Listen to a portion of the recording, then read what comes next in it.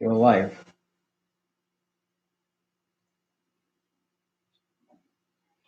Hi there. Welcome to the 6 p.m. class.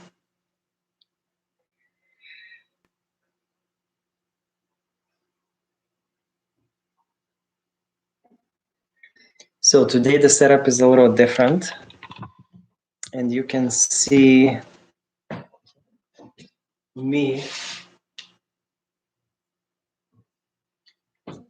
I'll turn this off. So as usual, I'm going to give everybody like a few minutes to log in, and today we're going to do tango.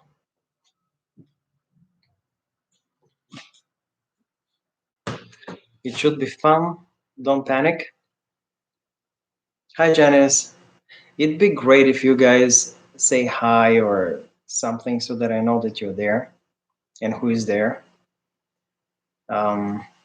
Janice, I hope everything is okay with you. You're one of those that was in Evanston, where you have a few cases of the COVID-19. So I'm hoping you're healthy and well and at home. Ciao, Francesca. Come stai, bambina? Okay. This should be over soon.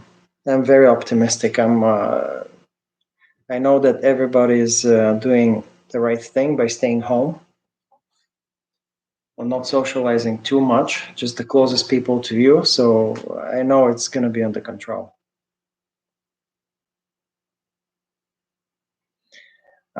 We're going to do tango. I don't think we're going to use the toilet paper today.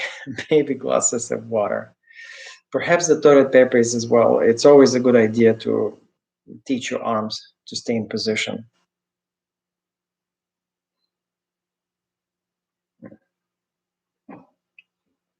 So we're going to do very basic stuff. The space is small here at home. And I don't know, I'm assuming at your places it's something as small as this.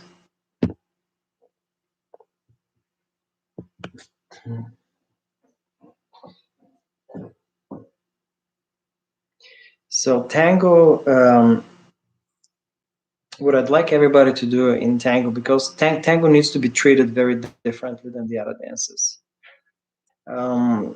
Some things, of course, because it's a ballroom dance, they apply, but to tango. But because tango has such a different footwork, I should like to focus on that today.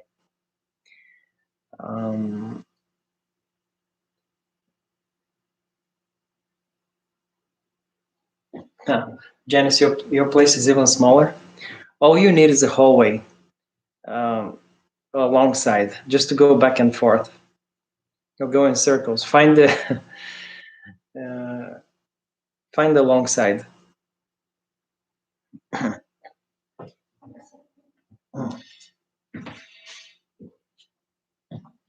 While talking about tango, I'll probably mention something about the timings. Whenever we have a slow and a quick, we need to treat those slows and quicks correctly and properly. So just a few minutes, more people are going to come. And for the future, maybe I'll try to announce the topic in advance. So if you have a particular interest in something or don't, then, you know, it's always useful to come to a lecture, especially a free one. I don't mind doing these, but we'll see how it goes, how it works out with the commitment of doing 11 and 6 p.m. And would you guys let me know if you prefer morning or evening classes? If I were to do one a day, would you rather do a morning or an evening class? And I have this other option where I can pre-record the video and play it, so it's a better quality. Okay, evenings are better. Okay. Evenings are better for me as well. In the morning, I have stuff to do with the kids. They homeschooled now, so I have to make sure they're logged in and everything. They do everything online now, so that's what I do in the morning. Yeah. All right. So, okay, almost 5:58. All right. So we're gonna do tango.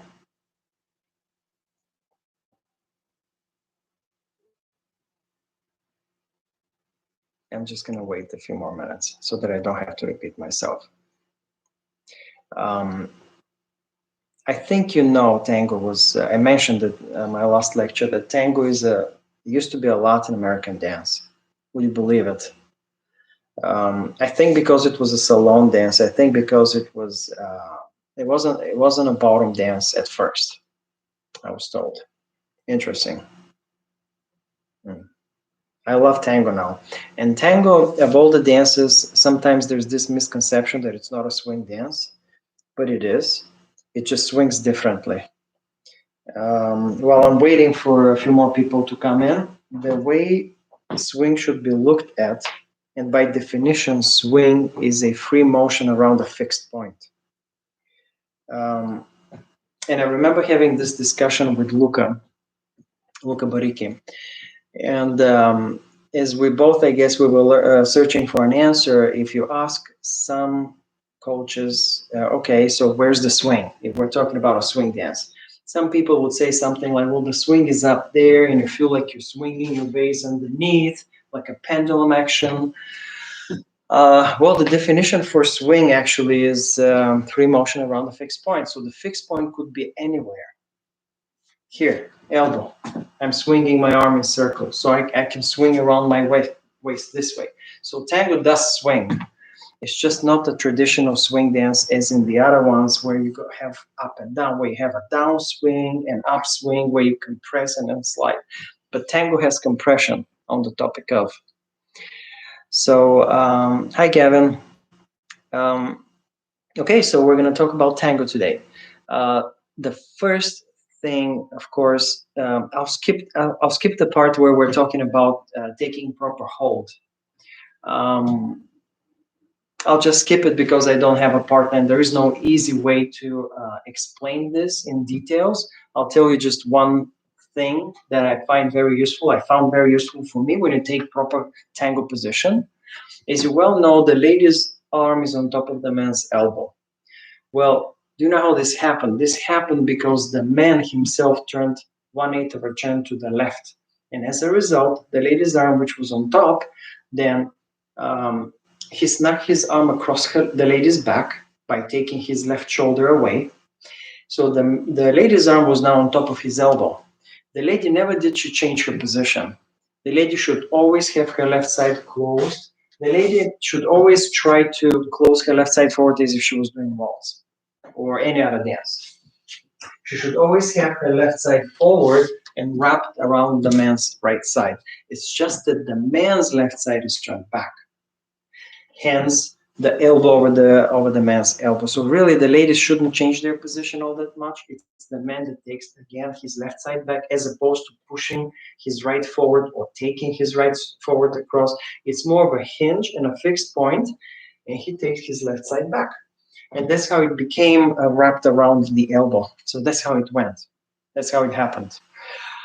From there, the other important thing about tango is the footwork. So in all dances except for tango, there's the footwork is the same and very specific. At the moment we pass our feet, I hope you can also see me well. At the moment you pass your feet, the moving foot is flat. For example, this is wrong. Any other option but flat is wrong. And like we discussed this at 11 o'clock today in the previous lecture yesterday, the foot needs to remain flat on the foot for as long as possible. For example, sticking your foot forward, lifting the toe too early is simply dangerous. First of all, it's wrong because it makes you back weighted. Second of all, it's wrong because your heel can just go and you'll slip. I had a student of mine who slipped and fell on the floor, a male student, because he was doing exactly that. So we're trying to keep the foot flat for as long as possible. when we do the other dances. Now in tango, we have a very specific footwork. The footwork in tango is toe, heel, flat, or middle of the foot. Right? So when we pass our feet coming from another step, we're passing our feet, dragging the toe. At this very moment here, my toe or the ball of the foot or the toe should be the one in touch with the floor, not the heel. So it's not a flat foot. As a result, when I take a step forward, this flick in the foot is called staccato. We create staccato, which is the very essence of the tango. So the Italian speaking here, actually, I don't even know if I know the words Italian, but or Latin at least. We have staccato, legato, and rubato. So rubato is a syncopation. Legato, you know what legato is, continuous long. And staccato, which is what the character of the tango is, and it shows in the feet, is created by letting go of the toe and flicking into the heel. So that action is called staccato. There's a lot more to tango. A lot of the smaller parts of the body create flicks and sharp movements in addition to all this. But when you look down someone's feet, that flick of the foot is called staccato. And that's what everybody should try and do when they do tango. If I were judging an event and I see somebody doing incorrect footwork in tango forward, let me give you an example of that. Let's say I'm in a perfect tango position. By the way, on the topic of something else that the judges are looking for is when you close your feet, to never close them toe to toe, but half to a whole foot back. I mean, there's no other way. You have to do it. Of course, this again happened because the man took his left side back and created this position. The lady simply matches him by stepping forward on the left foot and releasing and having the right foot pointed back. And then we'll talk about properly taking a backward step. But anyways, if I were to see anybody moving forward as if they were doing waltz, doing something like that, I'm sorry, I can't mark that. I cannot mark, I cannot understand it. They should go back to the drawing board. There is a reason for this. It carries your body weight in a certain way. So let's review again the proper forward step in tango. So I want you all to, we'll all take a forward step. At one point in our routines, we'll all take forward steps. So I want you to stand on your left foot. And I want you to release and have no weight on the right foot. Now, if you're going to move forward and take any step forward, if you're going to slide something, you need to slide the toe and the ball of the foot.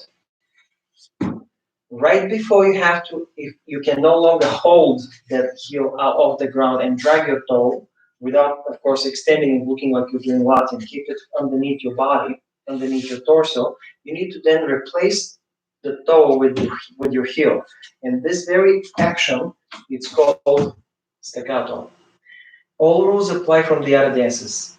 On the beat, whether it's 1, 2, 3, 4, slow, quick, any of it, I need to be split weighted. And you can check by untwisting. I need to be right in the middle.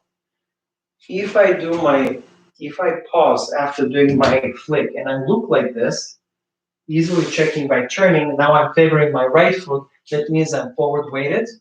That also means I'm attacking the partner.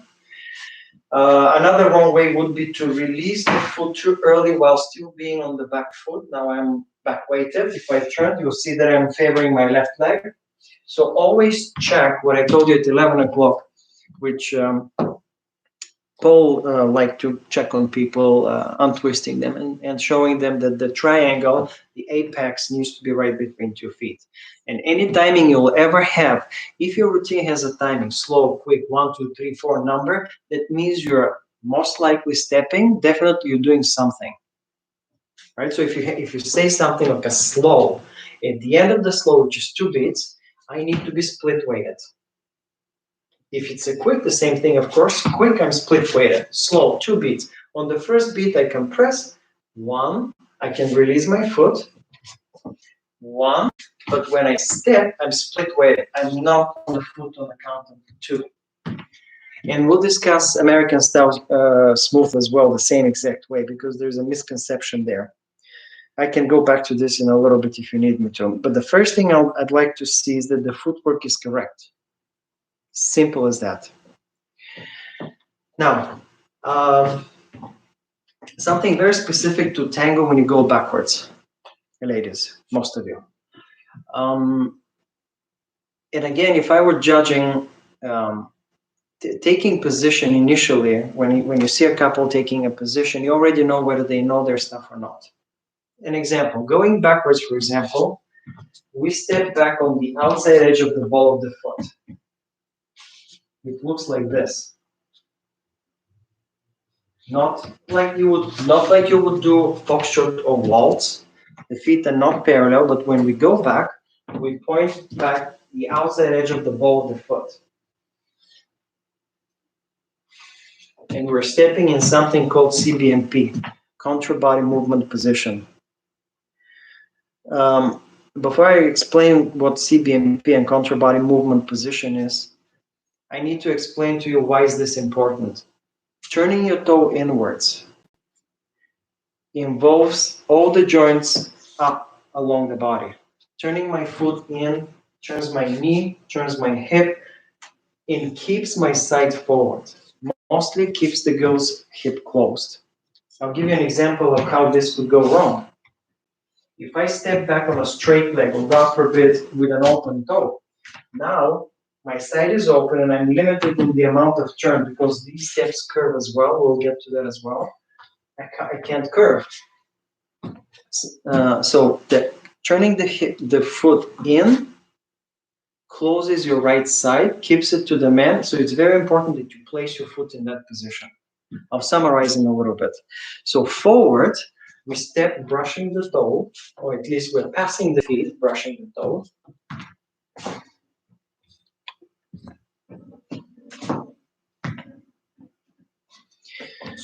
We're passing the feet by brushing the toes, so it looks like this, as opposed to the other dances, which they are like that.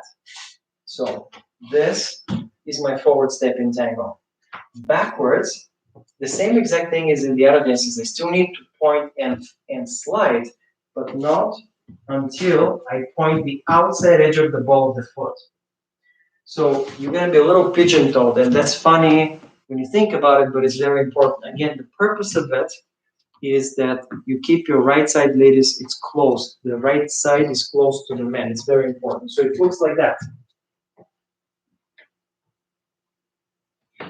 And then you'll take another step on the inside edge of the ball of the foot, and that's called same side lead.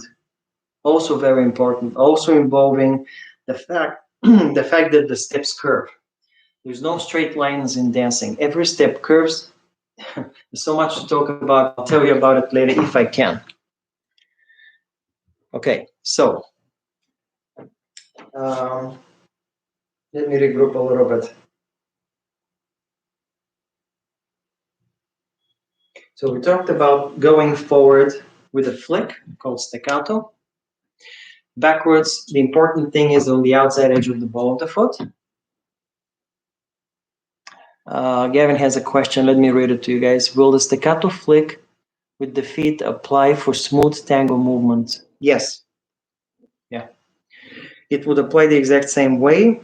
And another thing I want you to know that when you initially take position, you might even not be able to sustain that outside edge of the ball of the foot, or well, the staccato you should, but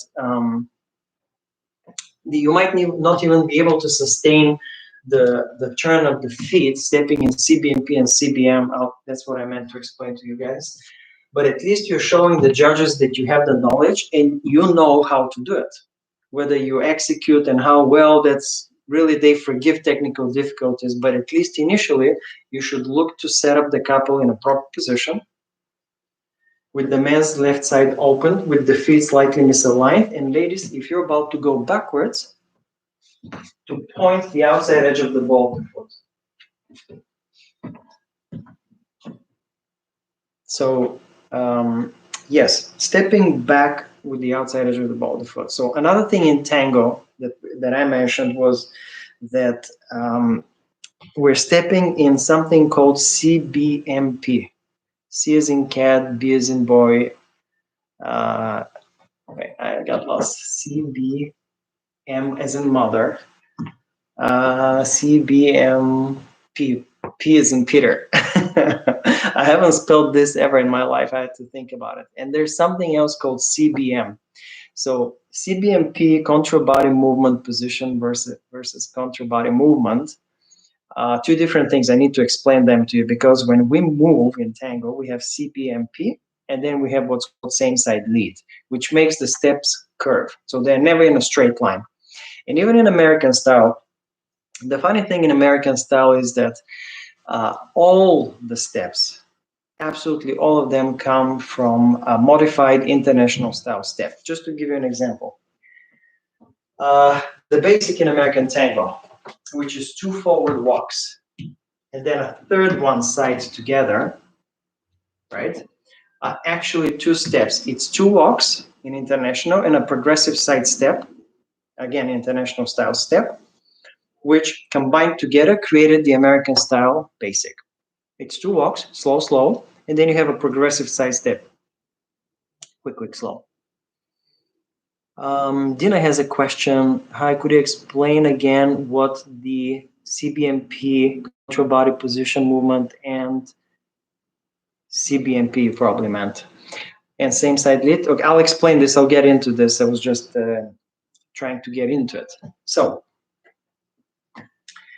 the technique should be the same. Now, at a lower level, in the beginning, we're explaining to beginners, I should say, on the topic of beginners versus advanced dancers. It's very difficult for a teacher in the beginning to identify what the reason for someone to come for a lesson is. Some people come for fun, some come to exercise, some come to meet other people. So we don't really know how to approach this in the beginning. It's easier in Europe where the kids come, mostly kids, come and you need to push them because for them it's sport. Thank you, Mr. Sibelius. You know that you can push them. Here, however, the people come for a different reason. And as a result of that, sometimes we allow ourselves to teach a simplified version of something, be it basic. We usually go through the basics so quickly that there's really not just enough time to learn a few patterns. And, I love how people enjoy that. But at one point, it's going to have to become a little more technical. Once we decide, okay, this person wants to improve their dancing,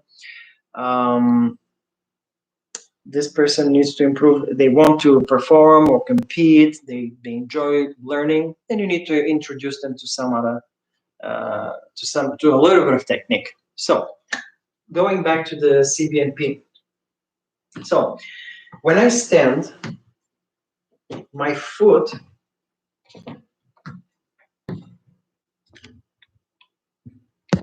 hopefully at my house here you can see there's a bunch of lines. There's one dot one here. I don't know if you see it, but my foot is on that line now. That line, since my standing foot is on it, it's called the line of the supporting foot. Any step that's on it or across is called CBMP. I could do it backwards, across. In fact, why don't I turn backwards like this? Stepping on that foot, on that line, we call stepping in CBMP. So it's a lower body action. So stepping in CBMP is essential for tango. You need to step on that line in front or behind of that supporting foot. Talking about that line, stepping on the same line with the other foot, going back, it's called same side lead. Same side lead is when your shoulder and your hip and your foot are leading the way. Let me demonstrate this as well.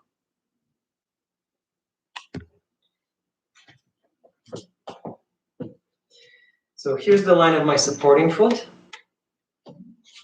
I'll go backwards. Here's the line of my supporting foot. Stepping on it is called CBMP.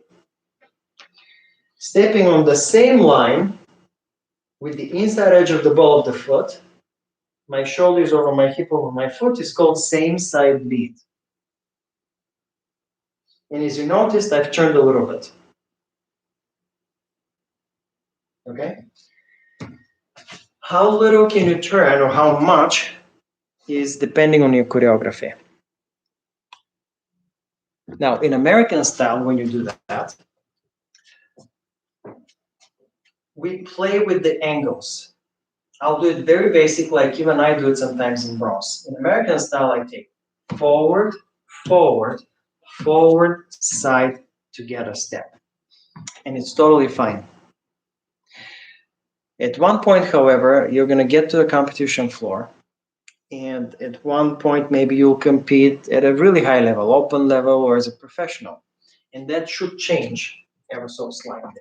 You should apply that exact knowledge that I just told you about. You should take a same CBMP step, same side lead, and then you'll do the progressive side step, turned a little bit to the left. But this is a different topic. So for now, let's just stay with what CBMP and same side leads are.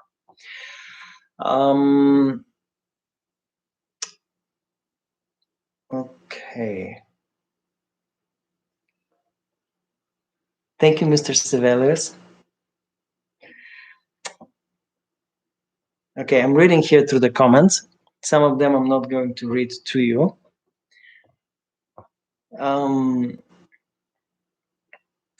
Anyways, continuing from there. So you want to, what I want you to try to remember is that the initial position is very important.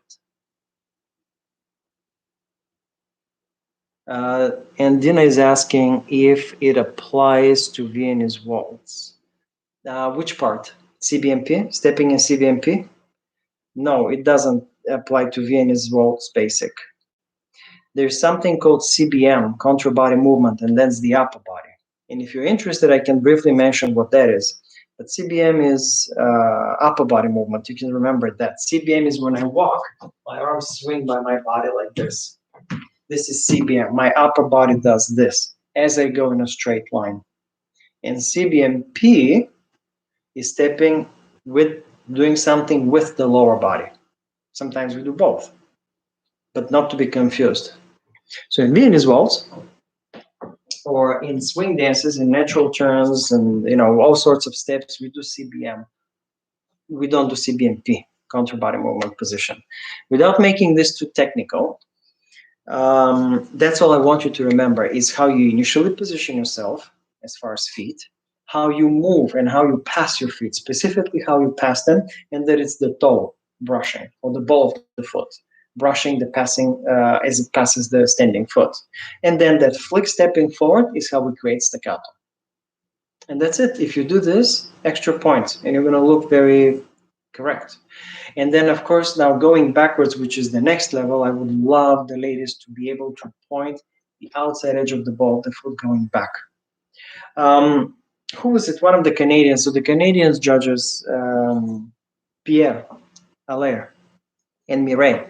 Pierre is very knowledgeable, and I remember them standing there watching people's feet. There's really no reason to look at them up. It's just enough to see their base, and you already know that something is wrong. And vice versa, of course. If you see problems up the top, you know that something with their base is wrong. But that's what is making the tango very different.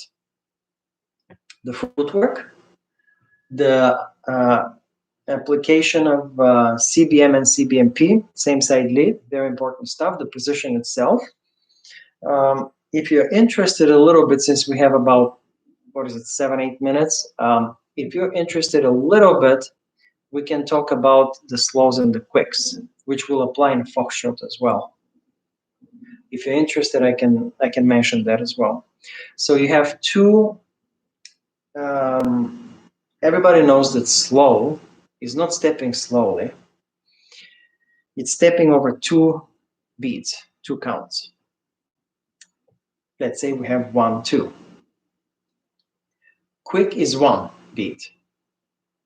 Syncopated steps are half a beat, usually, unless we're becoming rhythmical and we're playing.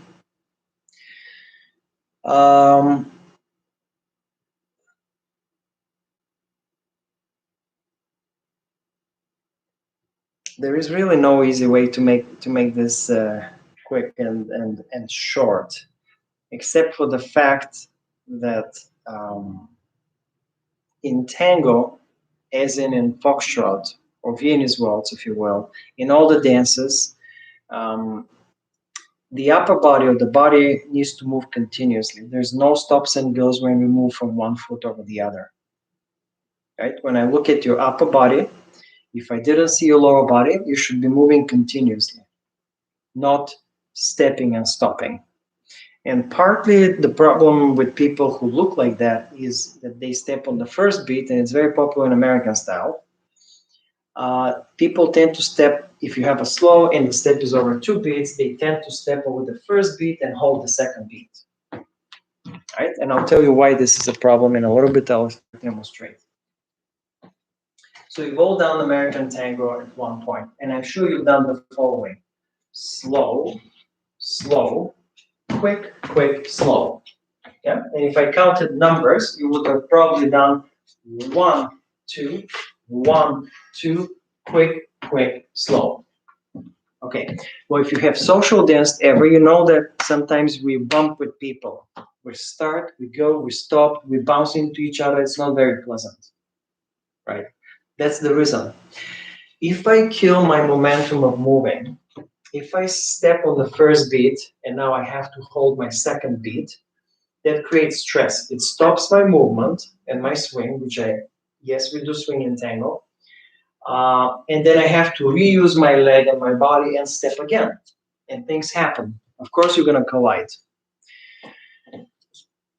The correct way, without again being too technical, how we roll over the feet, if you just keep the simple rule of moving consistently and stepping on a certain number.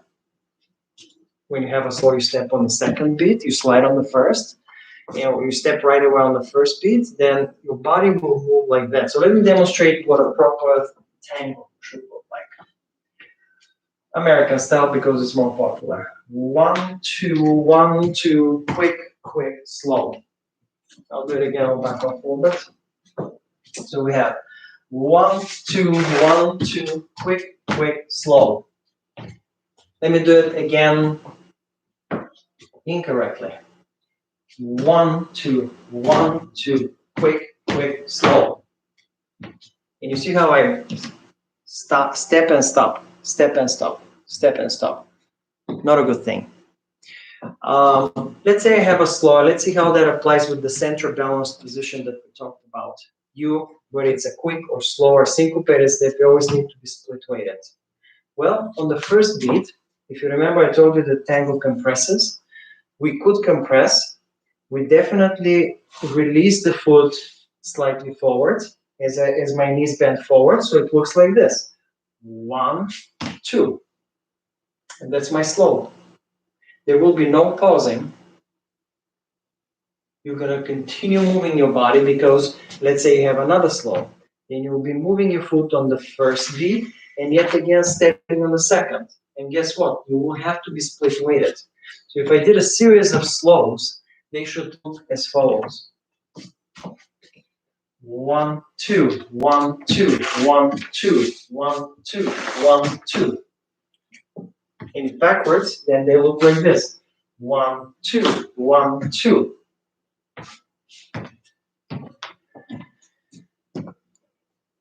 So just remember it like this. As scary as it is, you're going to have to make your tango move continuously and smooth. We show stops and goes and flicks and all sorts of what's the word in English? Characteristic movements in tango, sharp turns, very selectively. The staccato action in the feet is important. Stops need to be made with the correct attitude. To give you an example of closing my feet in something like a close promenade, slow, quick, quick, slow. The closing of the feet could be quick. Let me point this at my feet. So if I ever had to close my feet, I can close them quick. And that gives the tango character. So, long topic. if we have to simplify this a little bit, tango moves smooth as if it was foxtrot. And if they ever marked you down, blame it on me. You go to a competition, and if you're overly continuous and moving too much, say Peter said so. Okay, so with this, I'll stop my lecture for today. Good luck with the tango. And if I had to grade the things that are important one after another, that would be take proper closed position if you're a man, left shoulder back. Ladies change nothing. Learn to misalign your feet slightly. And when you pass them, make sure you do that flick. And that's going to be extra point, I guarantee you. They're not going to even have to look at anything else. This already makes the correct impression on knowledgeable people. And then your body needs to move continuously. This is really very generally speaking, but it's going to help you. And I'm doing the exact same things. I'm telling you guys to do everything that I do, and I didn't make any of this up. I've been told by someone else. I've collected the knowledges from other people, have told those to me. We don't make stuff up, simply. So thank you all very much. I will see you in a couple of days, and most likely I'll probably do the one class. It's going to be late afternoon or evening. And we'll announce it in advance for sure. Just check on the Facebook page or here on this channel. Bye. Have fun at home.